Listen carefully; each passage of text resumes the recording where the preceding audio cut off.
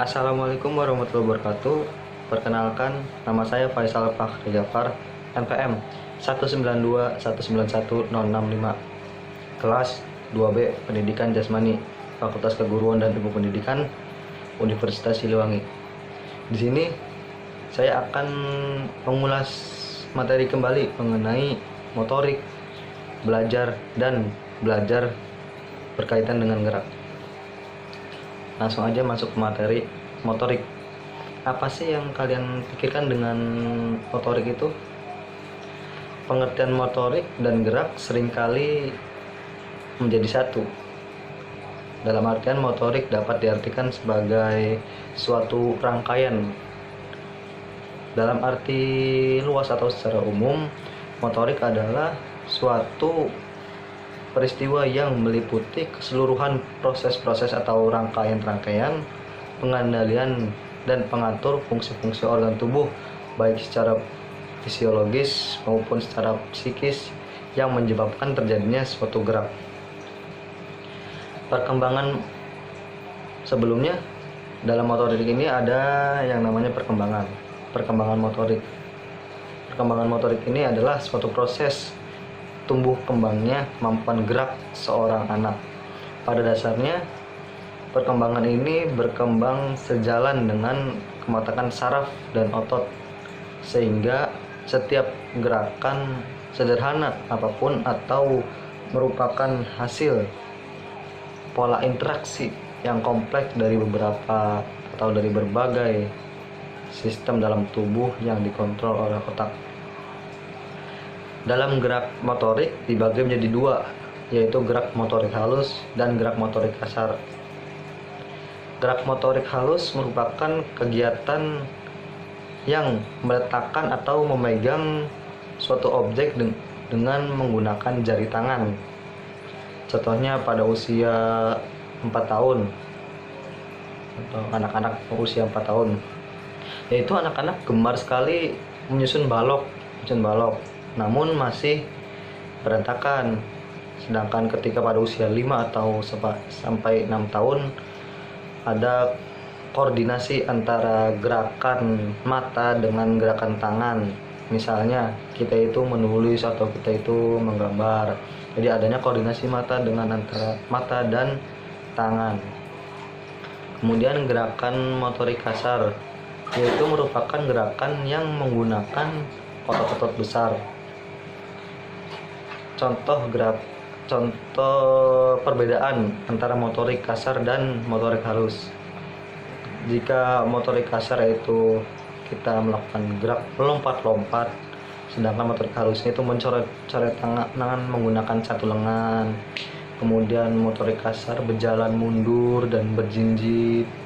Motorik halusnya itu memegang garis atau membuat garis secara tak beraturan.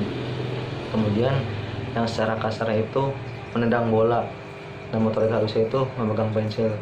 Kenapa pada motorik kasar itu menggunakan atau dengan istilahnya kayak lompat, jalan mundur, jinjit, menendang bola? Nah, itu kan menggunakan otot, karena motorik kasar itu dalam artian menggunakan otot-otot yang besar dalam tubuh. Kemudian lanjut ke bagian belajar. Apa sih yang kalian pikirkan mengenai belajar? Ya, belajar merupakan proses perubahan tingkah laku seseorang yang tadinya tidak tahu menjadi tahu, dan dilandasi perubahan suatu karakter oleh orang itu sendiri. Menurut beberapa ahli yang saya mencari info, menurut Inger tahun 1980, belajar adalah perubahan-perubahan perilaku yang potensial yang tercermin sebagai akibat dari latihan dan pengalaman masa lalu terhadap situasi tugas tertentu. Sedangkan menurut Bloom tahun 1955, belajar merupakan perubahan tingkah laku. Sebagai hasil belajar dapat dikelompokkan ke dalam 3 bagian, yaitu kognitif, afektif, dan psikomotor. Ketiga itu para ahli Muhammad Surya pada tahun 1981 pada buku halaman 32 mendefinisikan belajar merupakan suatu proses usaha yang dilakukan individu untuk memperoleh suatu perubahan tingkah laku yang baru keseluruhan. Dapat disimpulkan belajar dari pengertian di atas bahwa pada prinsipnya belajar adalah perubahan dari diri seorang. Apabila kita tidak belajar, bagaimana kita bisa mungkin posisi kita sekarang menjadi mahasiswa? Ada pepatah bilang belajar tak kenal umur. Jadi mau berapapun umur kita, jika kita terus ingin belajar, maka tetap belajar tanpa ada batasan. Adapun tujuan belajar.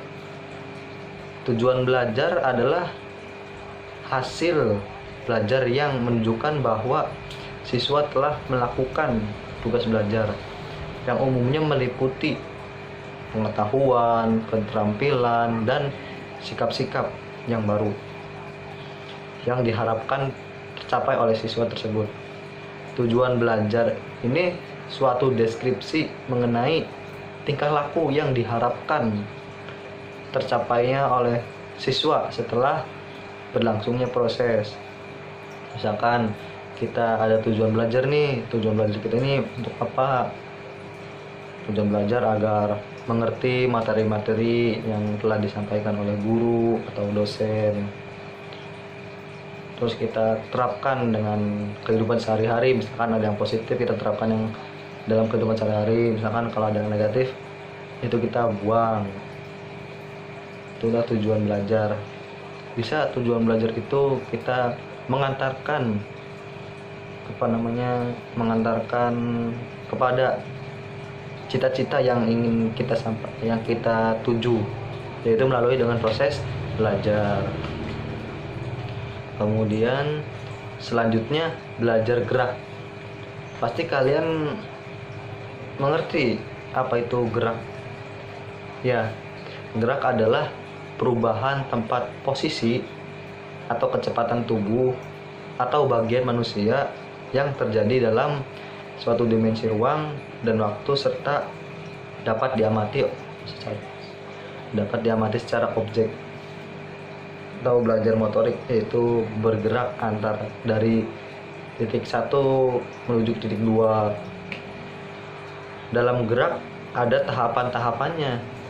Yang pertama, tahapan verbal kognitif, yang dimana memberikan pemahaman secara lengkap mengenai bentuk gerak baru kepada peserta didik.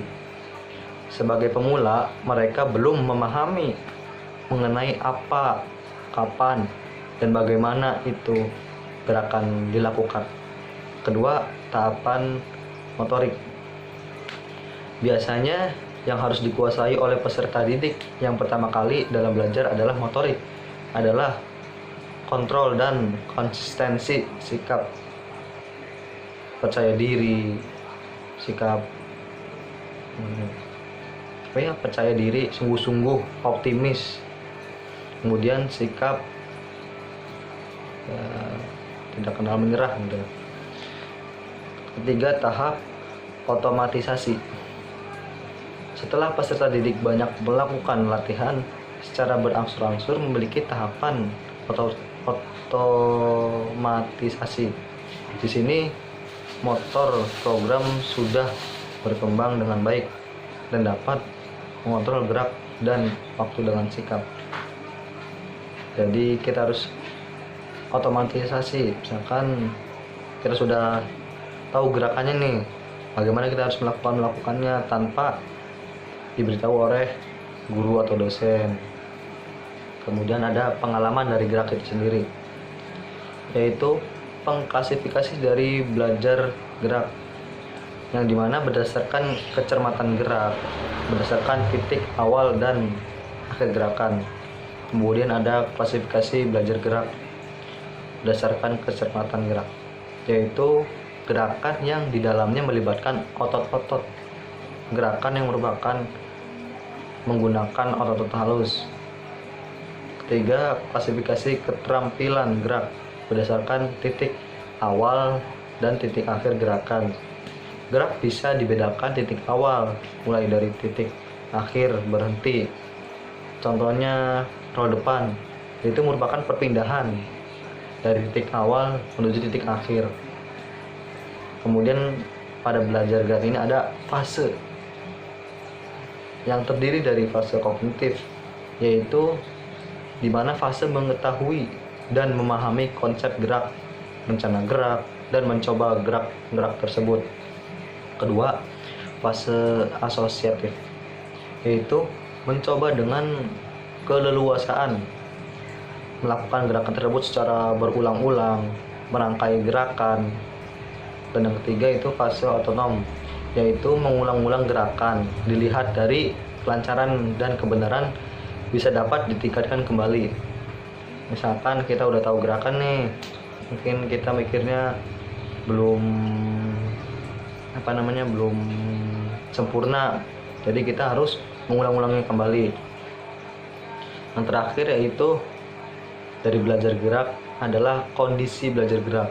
Kondisi belajar gerak ini terdiri dari dua kondisi, yaitu kondisi internal dan kondisi eksternal. Yang dimana kondisi internal yaitu bagian kita mengingat bagian-bagian gerakan, kemudian mengingat urutan-urutan rangkaian gerakan. Yang kedua adalah gerakan eksternal, itu gerakan yang di luar, merupakan kegiatan praktek-praktek, kemudian penyampaian umpan balik, atau kita sering mengobrol. Jadi begitu kawan-kawan. Sekian video yang dapat saya sampaikan, kurang lebihnya mohon maaf. Wabillahi taufiq wal hidayah. Wassalamualaikum warahmatullahi wabarakatuh.